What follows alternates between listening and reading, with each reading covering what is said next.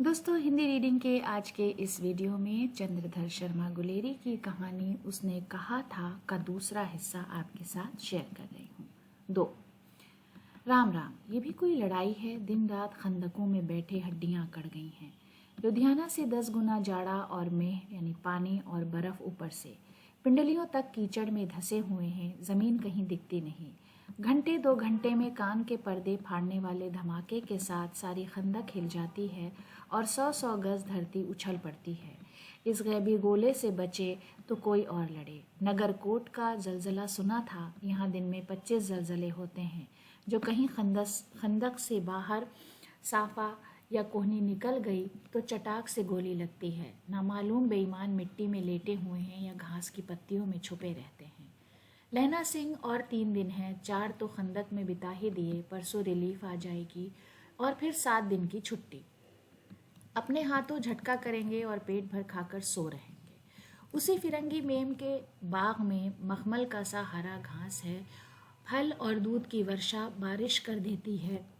लाख कहते हैं दाम नहीं लेती। कहती है तुम राजा हो, मेरे मुल्क को बचाने आए हो।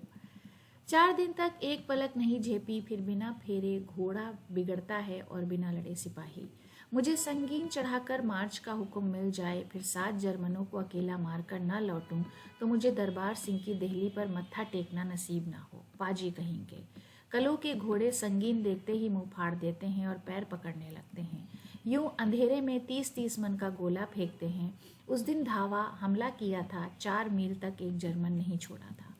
पीछे जनरल ने हट जाने का कमान दिया, नहीं तो सीधे बर्लिन पहुंच जाते। क्यों? सूबेदार हजारा सिंह ने मुस्कुरा कर कहा, लड़ाई के समय जमादार या नायाब के चलाए नहीं चलते। बड़े अफसर दूर की सोचते हैं। 300 मील का सामना है।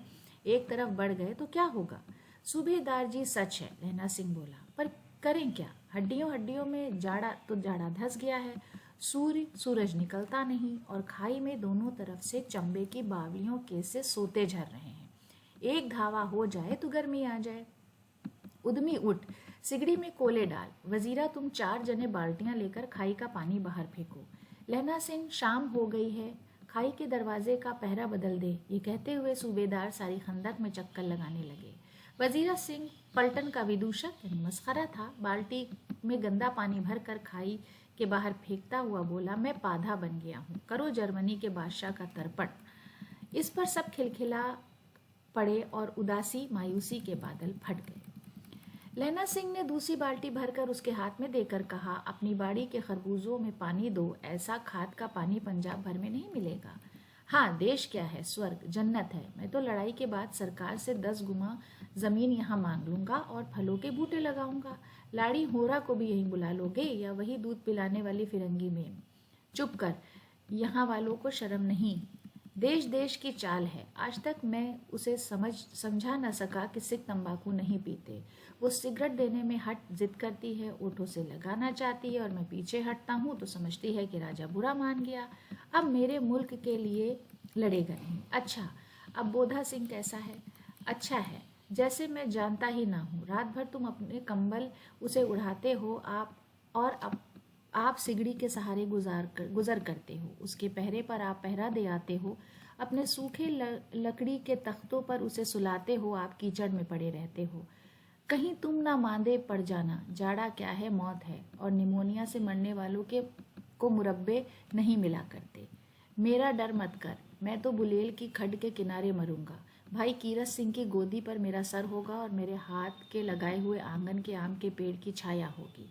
वजीरा सिंह ने त्योरी चढ़ाकर कहा, क्या मरने मारने की बात लगाई है? मरे जर्मनी और तुर्क।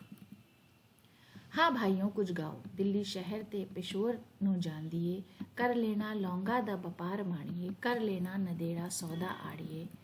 ओए लाना चटाका कदुए नू।